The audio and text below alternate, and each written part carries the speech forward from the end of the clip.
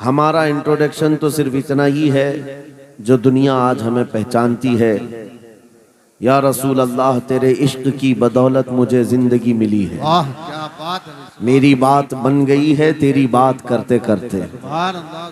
है जो जिंदगानी बाकी ये इरादा कर लिया है, तेरे मुनकिरों से आका मैं मरूंगा लड़ते लड़ते। क्या बात है, सुभान अल्लाह। बड़ी अजीब बात है। मैं आप हजरात के दरमियान यहाँ आया, इलाके की जोग्राफियत मालूम करना मेरी आदत रहती है। इत्तेफाकी बात है, मौलाना शाहिद साहब अजहरी ने ये मुझे बताया कि ये चौक भी मुजाहिद चौक कहलाता है, सुभान अल्लाह। और यकीनन यहाँ मुजाहिदीन को होना भी चाहिए। और शायद 17 नंबर भी है कुछ, जो हमारे बद्र की तारीख भी है। क्या बात है भाई, सुभान अल्लाह। जहाँ 17 नंबर बद्र की तारीख याद दिलाई जाए और नाम भी मुजाहिद हो, तो वहाँ के बंदे को बुज़दिल होना ज़ेब नहीं देता। क्या बात है भाई, नारे तकबीर, नारे रिसालत, लब्बैक या रसूल अल्लाह, लब्बैक या रसूल अल्लाह। ऐ सुन्नी नौजवानों, आपके इस जलसे पाक में आने से कबल डॉक्टर समी साहब ने मुझे ये हालात भी सुनाए और बता रहे थे कि यहाँ किस तरह की वाहियात और खुराफात भी चल रही हैं। लेकिन साथ में एक अफसोसनाक खबर ये भी मिली कि एक इतना बड़ा गंजान आबाद इलाका जिस पर जालिमों की बुरी नजर लगी हुई है, और वो तुम्हारे घरों से तुम्हें बेघर करने की कोशिश में लगे हुए हैं। एक बात याद रखो, मैं आज के इस मिंबर से उन्हें पैगाम दे करके जाता हूँ, तुम क्या तुम्हारे बाप दादाओं ने भी उखाड़ने की कोशिशें की हैं। क्या बात है। और सिर्फ ये एक खित्ता नहीं है, एक खित्ता नहीं है, इन कीड़ों की तो कोई हैसियत नहीं। इनका बाप इजराइल मिलकर गज्जा को कुछ नहीं कर सका। कत्ल करने का मतलब फना करना नहीं होता। इजराइल जैसी जालिम ताकत, जिसके पास सुपर पावर ताकतें, पेट्रोट मिसाइल भी हैं, दादा अमेरिका साथ में खड़ा हुआ है, यूरोपीय यूनियन साथ में खड़ी है, और निहत्ते कंकरियां लेकर खड़े होने वाले बच्चों का मुकाबला कर रहे हैं। और एक दो नहीं, 10,000 से ज्यादा कत्ल भी कर डाले, बच्चों को मार भी दिया, लेकिन पेट नहीं भरा, डर खत्म ही नहीं हुआ। वो डर अभी भी खत्म नहीं हुआ। हजारों को कत्ल तो कर लिया, लेकिन रात की नींद और चैन अभी भी बेकार है, गारत है, क्योंकि उन्हें अंदाजा है इस बात का कि इनमें एक भी जिंदा बाकी रह गया तो कल का वो सलाहुद्दीन बन सकता है। क्या बात, तारीख दोहराई जा सकती है।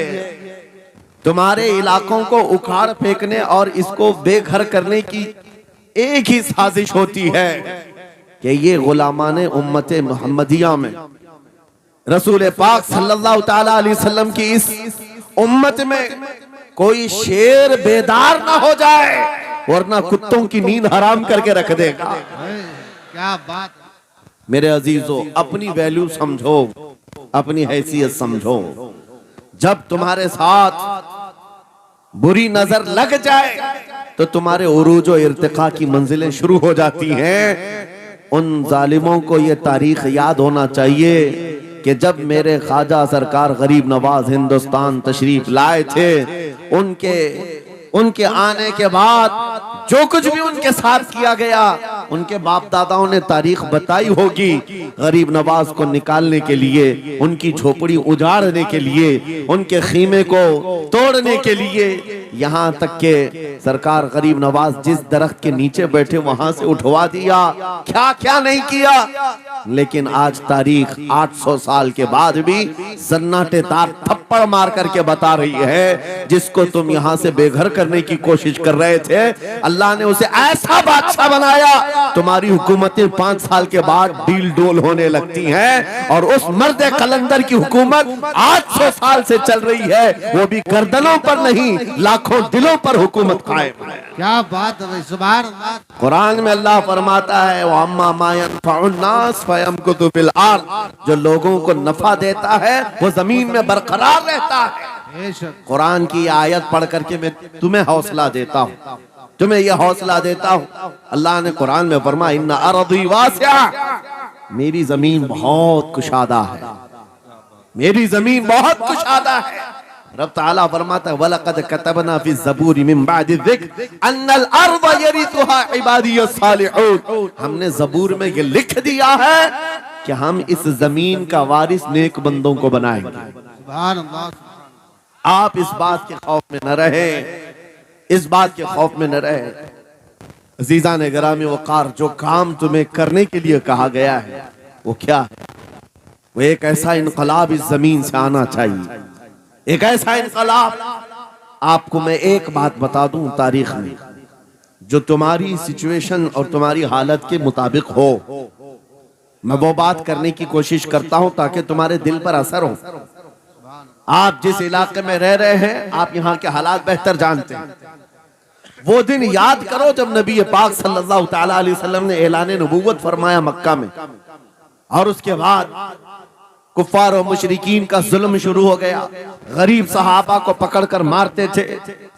हजरत बिलाल हबशी, हजरत खुबैब इब्न अदी, हजरत खब्बाब इब्न अल-अरद, हजरत जैद बिन दसना, हजरत अम्मार बिन यासिर, ये वो सहाबा हैं जिनको सिर्फ मारा नहीं गया है, आग में तपाया गया है। सब कर लिया। मॉब लिंचिंग मक्का के जालिम करते थे बहुत। और एक दिन ऐसा आया, तवज्जो, मैं जो कहने जा रहा हूं, नबी पाक सल्लल्लाहु तआला अलैहि वसल्लम हरम पाक में दाखिल हुए, मस्जिद हरम में आए। खाने काबा की चाबी उस वक्त उस्मान बिन शैबा के पास हुआ करती थी, जो ईमान लाए हुए नहीं थे। या हज़रत उस्मान गनी नहीं है, वो दूसरे उस्मान है। उस्मान बिन शैबा के पास काबे की चाबी होती थी। हुजूर पाक सल्लल्लाहु अलैहि वसल्लम ने उनके पास आकर के कहा, उस्मान काबे की चाबी दो, दरवाजा खोल के मैं अंदर जाना चाहता हूं। उन्होंने कहा नहीं, तुम हमारा दीन छोड़े हुए हो, हमारे दीन से तुम बरगश्ता हो, मैं तुम्हें काबे में अंदर आने नहीं दूंगा। किससे कहा? कायनात के आका व मौला रसूलुल्लाह। हुजूर ने कुछ नहीं कहा। तवज्जो, मेरे आका ने फरमाया उस्मान याद रखना, एक दिन ये चाबी मेरे पास होगी और ये चाबी मैं जिसको चाहूंगा दूंगा और कयामत तक उससे कोई चाबी छीन नहीं सकेगा। सुभान अल्लाह, सुभान अल्लाह। इतनी बड़ी बात, जबकि मक्का के हालात बहुत अलग थे। जगह जगह सहाबा को मारा जा रहा था और छुप छुप करके इस्लाम की तबलीग की जा रही थी।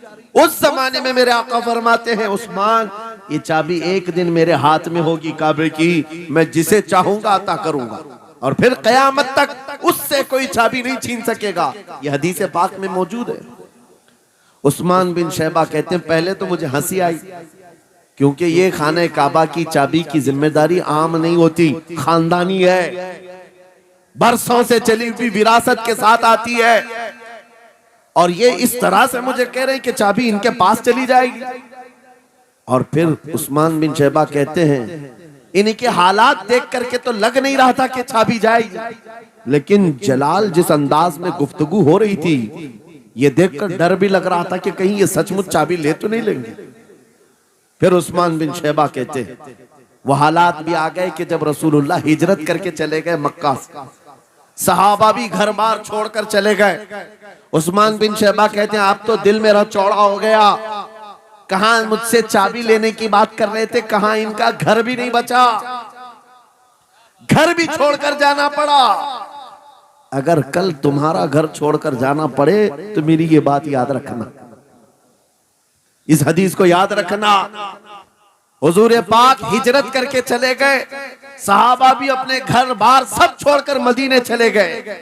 उस्मान बिन शैबा कहते हैं अब तो मेरा सीना चौड़ा था, कहां ये चाबी की बात करते थे, कहां अपना घर भी नहीं रख सके। साल गुजर गया, 2 साल गुजर गए, 3 साल गुजर गए, 4 साल गुजर गए, 5 साल गुजर गए, 6 साल गुजर गए हिजरत के बाद। फिर वो दिन आ गया जब नबी पाक सल्लल्लाहु अलैहि वसल्लम 10,000 सहाबा के साथ 20 रमजानुल मुबारका को मक्का में फातह मक्का बनकर दाखिल हो रहे हैं। सुभान अल्लाह, सुभान अल्लाह। 6 साल के बाद वापसी है। जब हुजूर तशरीफ लाए मक्का की गलियों में अब मुकाबला करने की किसी की हिम्मत नहीं थी, ताकत नहीं थी। हुजूर पाक जैसी हरम मक्का में दाखिल होते हैं, सारे इधर उधर छुप करके भाग रहे थे जिन्होंने जुल्म किया था अपने दौर में। कोई इसके घर भाग रहा है, कोई उसके घर भाग रहा है। वो दिन आएगा, याद रखो, वो दिन याद रखना। कुफ्फारे मक्का भाग रहे थे, जान बचा रहे थे, और मेरे आका काबे के पास खड़े होकर के ऐलान कर रहे थे, आज तुम्हारी जान बख्श दी गई है, आज तुम्हारे लिए रहमत का दिन है, हम आज किसी के साथ मुकाबला नहीं करेंगे। हुजूर अपनी रहमत के खैरात बांट रहे हैं। फिर अब सुनो, 10,000 सहाबा के साथ जब मक्का मुकर्रमा में मेरे आका दाखिल हुए, अब खाने काबा खोलने की बात थी। चाबी किसके पास है? उस्मान बिन शैबा के पास। बुलाया रसूलुल्लाह ने, कहा है उस्मान बिन शैबा? आए, सर झुकाए हुए आए, ईमान लाए हुए नहीं थे। कहा लाओ चाबी। चाबी दे दिया हुजूर के हाथ में। कहा है उस्मान, क्या मैंने ये बात नहीं कही थी, एक दिन ये चाबी मेरे हाथ में आएगी? वो सर नहीं उठा सके, सर झुकाए खड़े रहे। मेरे आका ने अपने हाथों से चाबी खोला, खाने काबा का दरवाजा खोला, और वहां से सारे शिर्क व कुफ्र की आलाइशों को पाक किया। फिर उसके बाद चाबी बंद करके, अब सुनो, मेरे आका बाहर आए और फरमाया, आज मैं ये चाबी ऐसे आदमी के हाथ में दूंगा जिससे कयामत तक कोई छीन नहीं सकेगा। कितना बड़ा फरमान है मेरे आका का। हुजूर ने जब ये फरमाया तो जो बड़े बड़े सहाबा थे उनके दिलों में ख्वाहिश थी, काश चाबी हमें मिल जाए, हमारे खानदान में चलती रहे। वहां सिद्दीक अकबर भी हैं, फारूक आजम भी हैं, उस्मान इब्ने अफ्फान भी हैं, हैदर कर्रार भी हैं, रिदवानुल्लाहि अलैहि मजमाइन। सब सहाबा के दिल में ख्वाहिश थी ये चाबी हमें मिल जाए। मेरे आका सल्लल्लाहु अलैहि वसल्लम ने सबकी तरफ देखा और फिर आयत पढ़ी, इन्नल्लाह यअमुरुकुम अन तुअद्दुल अमानाति इला अहलिहा, बेशक अल्लाह तुम्हें हुक्म देता है अमानत उसके अहल के सुपुर्द कर दो। ये आयत पढ़ करके मेरे आका फिर उन्हीं शख्स को बुलाते हैं जिनके पास पहले से चाबी थी, उस्मान बिन शैबा, करीब आओ, करीब आओ। वो कहते हैं मेरी तो हालत गैर थी, आज तो मैं मुजरिम बन करके आया था, कैदी बन करके आया था, मुझे तो आज मारा जाना था, ईमान लाए हुए नहीं थे। हुजूर ने कहा ये चाबी वापस मैं तुमको ही देता हूँ और सुबह कयामत तक ये तुम्हारे खानदान में रहेगी। इतना कहना था, उस्मान बिन शैबा ने पुकार कर कहा, ला इलाहा इल्लल्लाह मुहम्मदुर रसूलुल्लाह। क्या बात है, सुभान। मेरे अजीजों, आज भी जाकर देख लेना, दसियों बादशाह आए होंगे, सैकड़ों हुकूमतें बदल गई होंगी, खाने काबा की चाबी आज भी उस्मान बिन शैबा के खानदान में ही मौजूद है। वो सहाबी रसूल। मैं ये हदीस इसलिए आपके सामने अर्ज किया, तुम उस रसूल के उम्मती हो, उस रसूल के उम्मती हो जिन्हें एक बार ललकार करके चैलेंज कर दिया गया था कि काबा की चाबी नहीं देंगे। मेरे आका सल्लल्लाहु अलैहि वसल्लम ने अपने जलाल और जमाल के संगम के साथ ऐलान फरमाया था ये चाबी मेरे हाथ में होगी। आज उस हबीब कायनात रसूल कायनात सल्लल्लाहु अलैहि वसल्लम की उम्मत को मैं ये हदीस सुना करके अर्ज कर रहा हूँ, हालात अगर मक्का जैसे आ गए तो नर्वस मत हो जाना, हमारा घर लुट जाएगा, हमारी चाबियां चली जाएंगी, हमारे कुवाड़ दरवाजे बंद हो जाएंगे। उस नबी को याद करना, आका आपका उम्मती अगर बेघर किया जा रहा है, आपकी तरफ से मदद आ जाए और आएगी, मेरा यकीन है मदीने से आवाज आएगी। आज ये जालिम कुत्ते अगर तुम्हारा दरवाजा बंद करते हैं, इंतजार करो, इंतजार करो, कुछ देर की खामोशी है, फिर शोर आएगा। आज कुत्तों का वक्त है, कल हमारा दौर आएगा। नारे तकबीर, नारे रिसालत, अज़मते रसूल, शाने रसूल, फैजाने औलिया इकराम, फैजाने आशिक़े रसूल। बात सिर्फ इतनी है कि हम छोटी छोटी तकलीफों से बिलबिला उठते हैं और हम सबर की तरफ नहीं देखते। हमें हालात आज हिला दिए जाएंगे, झिझोड़ दिए जाएंगे। कुरान पाक में रब ताला फरमाता है, अम हसीबतुम अन तदखुलुल जन्नह वलम्मा यातिकुम मसलुल लज़ीना खलौ मिन क़ब्लिकुम मस्सतहुमुल बअसाउ वद्दर्राउ वज़ुल्ज़िलू हत्ता यक़ूलर रसूलु वल्लज़ीना आमनू मअहू मता नस्रुल्लाह अला इन्न नस्रल्लाहि क़रीब। मेरा रब फरमाता है, क्या तुम ये सोच कर बैठे हो कि ऐसी ही जन्नत में दाखिल हो जाओगे और पहले वालों को जिस तरह तकलीफें आई तुम्हें नहीं आएंगी? उनको हिला दिया गया था, यहाँ तक कि रसूल ने भी और उनके साथ ईमान वालों ने भी ये कह दिया, ये कहने लग गए अल्लाह की मदद कब आएगी? आगाह हो जाओ, अल्लाह की मदद बहुत करीब है। कुरान की आयत है। तुम अगर ये गुमान करके बैठे हो कि यूं ही जन्नत में चले जाए, हाँ यूं ही हम सारी मंजिलें तय कर लेंगे, जिसका जितना ईमान होगा उतना वो आजमाया जाएगा, उतने इम्तिहानात से गुजारा जाएगा। आज ऐ नौजवानों, तुम्हारे इम्तिहान का वक्त करीब आने वाला है। तुम्हें क्या करना चाहिए? क्या करना चाहिए? इम्तिहान देने के लिए तैयार रहना चाहिए, वरना हवाओं की कीड़े मत बनना। आज हवा उनकी चल रही है तो उनकी जय जय करेंगे, कल इनकी चल रही है इनकी जय जय करेंगे। ईमान वालों की ये मेयार नहीं है। जो ईमान वाला है वो हर आंधी में डटा रहता है, जमा रहता है। खालिद बिन वलीद को याद करो, एक लश्कर लेकर के वो एक इलाके में गए थे। तवज्जो है नौजवानों, हाँ मैं देख रहा हूं बहुत सारे खड़े हुए हैं और बैठे हुए भी हैं, जो जैसा है वहीं जमा रहे, क्योंकि ये महफिल रसूल है, महफिल रसूल है। जाहिर सी बात है खड़े होने वाले वो भी उतना सवाब हासिल करेंगे, बैठे हुए भी। लेकिन कुरान कहता है ला यस्तविल काइदून, यानी बैठे हुए लोग खड़े हुए लोगों के बराबर नहीं होते। खैर बात यह है कि आप अपना जहन इस तरफ रखें। खालिद बिन वलीद, उस अजीम मुजाहिद की बात कर रहा हूं रदी अल्लाह तआला अन्हु। एक लश्कर लेकर, नौजवानों का लश्कर था, एक ईसाई किले का मुहासरा कर लिया। और किले का मुहासरा करने के बाद अंदर सख्त लोग थे, मुकाबला कर रहे थे, लेकिन किला फतह नहीं। अब अंदर वालों ने यह मशवरा कर लिया, जो बड़ा राहिब था, पादरी था, कहा ये खालिद बिन वलीद है, इससे लड़ना आसान नहीं है। ये जहां जाता है फतह के झंडे गाड़ कर आता है। उसने जो गुरु घंटाल था सबको जमा किया और कहा मैं एक तरीका ढूंढा हूं, इसके जरिए से इनके ऊपर हम कामयाबी हासिल कर लेंगे। सबने कहा हम इत्तेफाक करते हैं। कहा क्या तरीका है? गुरु ने कहा, पादरी ने कहा ये बैठाए ये सब चीजें महफिल रसूल के आदाब नहीं। जो लोग बैठा रहे हैं, मैं कह रहा हूं जो जहां है जिस हालत में है खड़े रहेंगे इंशाअल्लाह। आप अगर खड़े होने में दिक्कत महसूस कर रहे हैं, मैं भी खड़ा होता हूं इंशाअल्लाह, ठीक है?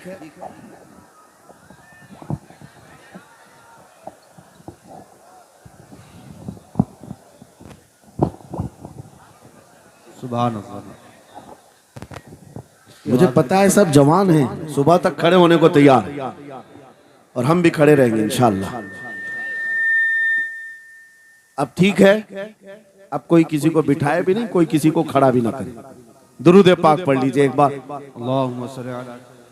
अल्लाहुम्मा सल्ली अला सय्यिदिना मुहम्मद। आज जो बैठे हुए हैं इनको वो अड़चन समझते हैं कि ये बीच में हाइल हो गए, लेकिन मैं इतनी बात कहता हूँ अल्हम्दुलिल्लाह हमारी वो कौम है, मुझ जैसे एक निकम्मे, मैं एक गुलाम और खादिम हूँ, मुझे देखने के लिए वो बीच में किसी को बर्दाश्त नहीं कर पाते, तो ये अपने रसूल और अपने दरमियान किसी और को क्यों बर्दाश्त कर सकती है? क्या बात है, बहुत अच्छा।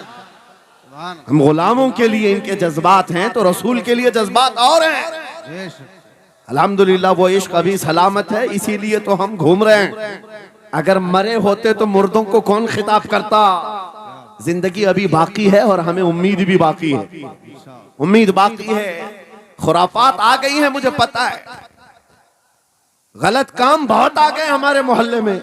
मुझे सुबह से बताया गया बहुत सारे, ये एक मोहल्ले का अलमिया नहीं है, हम जहाँ जा रहे हैं शहरों के शहर नशे में तबाह हैं, बर्बाद हैं, लेकिन साथ में मुझे इस बात का यकीन है हुजूर की ये उम्मत गुनहगार तो हो गई है लेकिन गद्दार नहीं है। क्या बात है, बहुत हुजूर की गद्दार नहीं है। आज भी अगर इनसे कह दो, चाहे वो किसी भी तरह का अमल रखता हो, हुजूर की इज्जत की बात आई तो अपनी गर्दन लेकर हाजिर होने को तैयार सुभान अल्लाह। है या नहीं मेरी इस बात पर?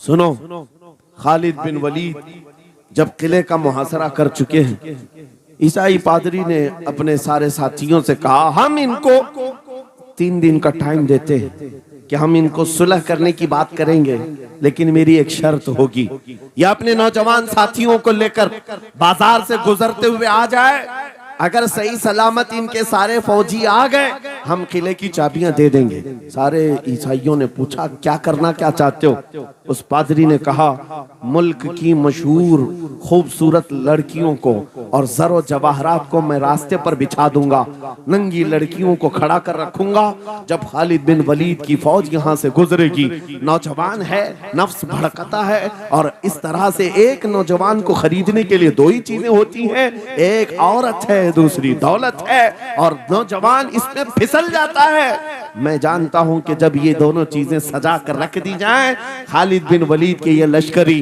टूट पड़ेंगे औरतों पर और दौलत पर, हम आसानी से इन पर काबिज हो जाएंगे। सबने वाह वाह किया, तालियां बजाई, और पादरी आकर खालिद बिन वलीद से कहता है, हम आपसे लड़ना नहीं चाहते, हम आपसे मुकाबला नहीं करना चाहते, आप 3 दिन के बाद अपने लश्करियों को लेकर इस बाजार से गुजरते हुए आ जाइए, सही सलामत अगर आप पहुंच गए तो किले की चाबियां आपके हवाले कर दूंगा। तवज्जो, खालिद बिन वलीद ने कहा, मंजूर है, ये शर्त मैं इत्तेफाक करता हूँ। वापस आया, अपने साथियों से कहा, जंग नहीं करनी है, लेकिन एक ही शर्त उन्होंने रखा है, 3 दिन के बाद इस बाजार से गुजर कर हमें जाना है, लेकिन कोई ना कोई हरबा तो होगा, कोई ना कोई साजिश तो होगी, हर चीज के लिए तैयार रहना।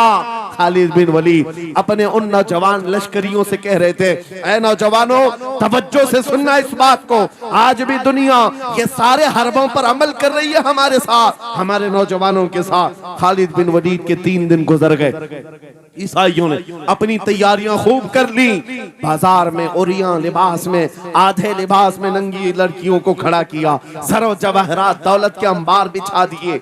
जब खालिद बिन वलीद के सिपाही मैदान में गुजरते हुए उस बाजार में आते हैं, पहला कदम रखा था, नजरें पड़ गई, खालिद बिन वलीद रुक गए, पलट गए, अपने लश्करियों से कहा, वही आज मैं तुमसे कह रहा हूं। उन्होंने कहा था, ऐ नौजवानों, ऐ रसूलुल्लाह के शहदाइयों, तुम्हारी इम्तिहान का दिन है, आज तुम्हारे इम्तिहान का दिन है, अगर तुम्हारा कदम फिसल गया सुबह क़यामत तक तुम पर लानतों की फटकार होगी, और अगर जमा रहा सुबह क़यामत तक अल्लाह की रहमत के फूल बरसाए जाएंगे। नौजवानों ने पूछा, करना क्या है हमें, आज कौन से इम्तिहान में कामयाब होने का तरीका क्या है इस इम्तिहान में? खालिद बिन वलीद ने कहा, कुछ ना करना, बस अपने रसूल की सुन्नत पर अमल करना। कहा, हम तो करते हैं, यहाँ क्या करना है? खालिद बिन वलीद कहते हैं, मैंने मेरे मुस्तफा करीम को देखा है, जब रसूलुल्लाह मदीने के बाजार से गुजरते थे अपनी नजरें नीची करके जाते थे, आज तुम बाजार से जा रहे हो, बस इस सुन्नत पर अमल कर लो, अपनी हया की नजरें झुकाकर चलना, फिर उसके बाद अल्लाह मालिक है। खालिद बिन वलीद के जोश और वलवले से भरी हुई ये तकरीर ऐसी असर कर गई, वो नौजवान 1-2 नहीं थे, सैकड़ों की तादाद में थे, सर झुकाए बाजार से ऐसे चल रहे हैं। तारीख निगार कहते हैं वो इस तरह से चल रहे थे कि उनके सरों पर अंडा भी रख दिया जाता तो नहीं गिरता, ना इधर हिलाए ना उधर हिलाए, ना इधर देखे ना उधर देखे, और बराबर अपनी नजरें जमीन पर झुकाए हुए तेजी से चलते हुए उस किले के फाटक तक पहुंच गए। वहां वो पादरी साहब इंतजार में थे, भटक गए होंगे, औरतों से भिड़ गए होंगे, दौलत जमा कर रहे होंगे, मगर ये दीवाने ठुकराते हुए हर दौलत और ओरियानियत को उस किले के फाटक तक पहुंच गए। पादरी सामने आया, किले की चाबियां वादे के मुताबिक खालिद बिन वलीद की गोद में डाल दिया और कहा, एक बात बताओ ऐ खालिद, एक बात तो बताओ, ये जो तुमने जमात, ये जो तुमने लश्कर जमा किया है सिपाहियों का, ये इंसान है या फरिश्ते हैं? इनके दिल है या नहीं? इनकी ख्वाहिशात है या नहीं? इनके जिस्मों में नफ्स है या नहीं? हमने मुल्क की सबसे खूबसूरत तरीन औरतों को खड़ा कर दिया था, दौलत को बिछा दिया था, इनमें से एक भी उसकी तरफ तवज्जो नहीं किया।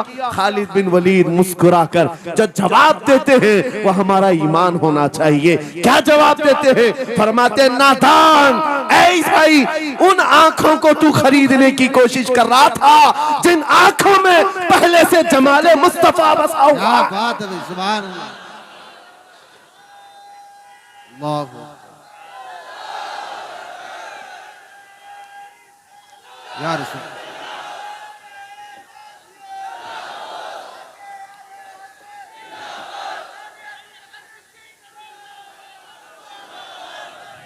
ये जो लोग लाइट के करीब हैं, इनसे गुजारिश है कि आप हट जाएं, करंट लग। मेरे अजीजों, ये जवाब था। उन आंखों को दुनिया का हुस्न क्या धोखा दे सकता है जिन आंखों में पहले से जमाले मुस्तफा बसा हुआ। और तारीख ने बार बार ये गुमराह करने की कोशिशें की, एक बार नहीं, दो बार नहीं,